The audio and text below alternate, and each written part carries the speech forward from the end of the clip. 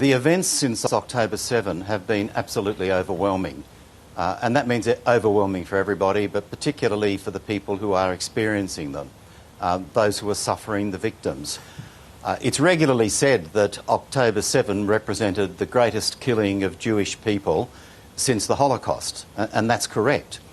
What's said less frequently is that the killing of Palestinians since then represents the greatest slaughter of Palestinians in their recorded history.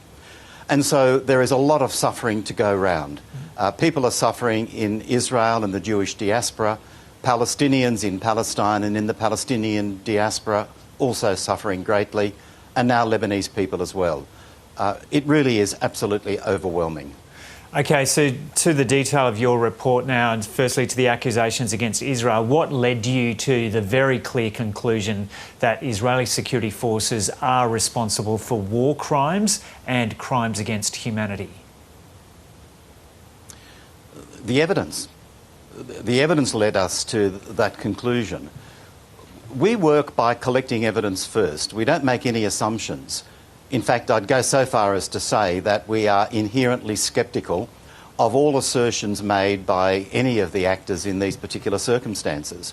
We take everything with great scepticism and we seek the facts ourselves. So we collect the evidence first, we make conclusions about what the evidence indicates, so findings of fact, then we apply the law to it and we make our legal statements. In this case, the evidence was overwhelming. Our last report in June looked at the circumstances in southern Israel on the 7th and 8th of October and the violence of the Palestinian armed groups.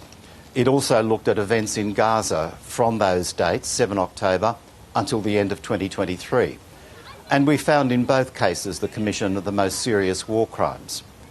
Our latest report, as you indicated, Joe, released a couple of weeks ago, looks at three issues: the destruction of the healthcare system in Gaza, the treatment of Palestinian detainees and prisoners in Israel, and the treatment of Israeli hostages in Gaza.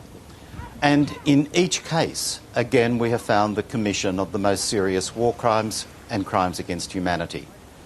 In relation to the healthcare system, we have found intentional, concerted efforts to destroy the healthcare system in Gaza.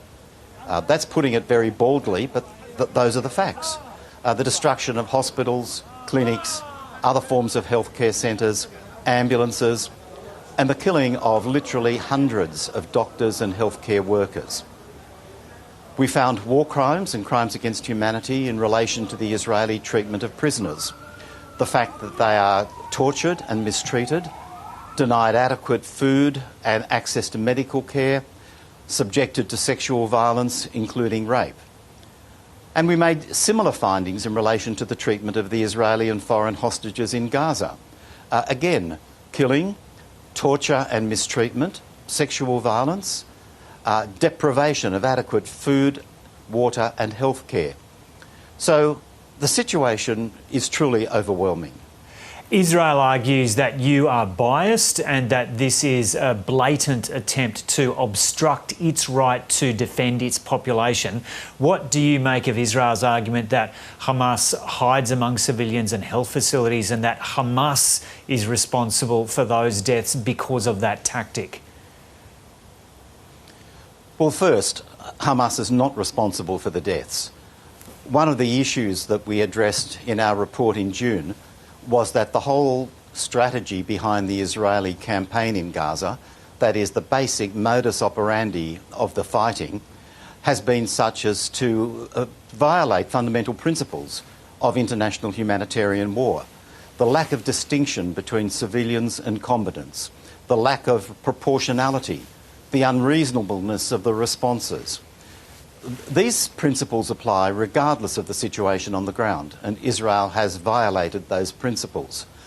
We've looked at the issues about the use of human shields, if you like, the violation of civilian property by Hamas. We have found some evidence of that, but only limited evidence. One difficulty we faced is the non-cooperation, indeed the obstruction, by the Israeli authorities. They denied us access to the evidence that they have and denied us the opportunity to go and see for ourselves. So we were looking at those issues with one hand tied behind our backs, and it was difficult to do so. So we found some evidence, but we were unable to come to any conclusions as to the extent of that. The simple fact, though, the bottom line, is that war crimes are being committed at a scale that is extreme under any circumstances, not just relative to past conflict in the region, but under any circumstances. So what do you hope will come of this report in terms of action? Well, to be blunt, we don't expect any positive response from the Israeli government and the Israeli authorities. What we look for is a response from the international system, from the United Nations and individual states. The International Court of Justice has issued the most authoritative ruling possible on the situation. It has found the occupation to be unlawful, the Israeli settlements to be unlawful. It has called for the end of the occupation as rapidly as possible and the withdrawal of the Israeli settlements and the settlers, and reparations for the Palestinian people. We want to see individual states like Australia and the United Nations system responding comprehensively to this authoritative decision of the International Court of Justice. The situation in Israel and Palestine has its origin in the resolution of the United Nations in 1947. This has been a responsibility of the international system since then, and there's no way that we can walk away from it. There's no way that we can say it's just too difficult. So Australia and other states need to look at what they can do to influence the situation, to implement the decisions of the International Court of Justice. Do you believe Australia has acted adequately up until now? No, it hasn't. It hasn't. There is much more that can be done. I think it's good that Australia has been more critical than in the past of the nature of the fighting that is going on, and has expressed greater support than in the past for the suffering both of Israelis and Palestinians. There's not much influence that we can have compared to some other states, for example the United States and the European Union, but we can do far more than what we have done to date. For example? Well, for example, examining the nature of Australia's relationships with Israel and Israeli organisations, companies and businesses, and particularly settlements. The International Court of Justice has said that no states should be aiding or assisting the continuation of the occupation or the maintenance of the settlements. We have an obligation, we Australians, to examine the nature of our relationships and ask searching questions about whether any of those relationships are contributing to the maintenance of the occupation or the continuation of the settlements. So that means examining defence relationships, trade and other economic relationships, political and diplomatic relationships, and cultural relationships. It's all about inducing the State of Israel to withdraw from the occupied territories, to end the occupation, to evacuate the settlers, and allow Palestinian self-determination.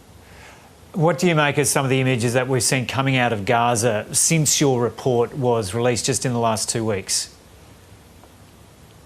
Well, the images coming out of Gaza are horrific, and the offensive, the latest offensive in northern Gaza, has been as bad as any during the course of the war. The killing at the beginning, October, November last year, was very high. It is still high, but it's again starting to increase and approach the levels of those first couple of months. So the images are horrific, and the suffering of people in Gaza is unbelievable. I'm particularly distressed when I read about and see what is happening to children. There have been over 13,000 children killed in Gaza since the 7th of October last year. Of those, around 800 are under the age of 1. Now, of all the things that are happening, it's that overwhelms me most. Can you see a time when two states will live together peacefully side by side there? It has to happen. I mean, can I see it? I don't know when, but there is no other resolution of this issue. None other at all. There have to be two states living together side by side in peace, prospering together. That was a decision taken by the United Nations in 1947, and it has still not been implemented. There is no other solution, there's no other resolution to this conflict.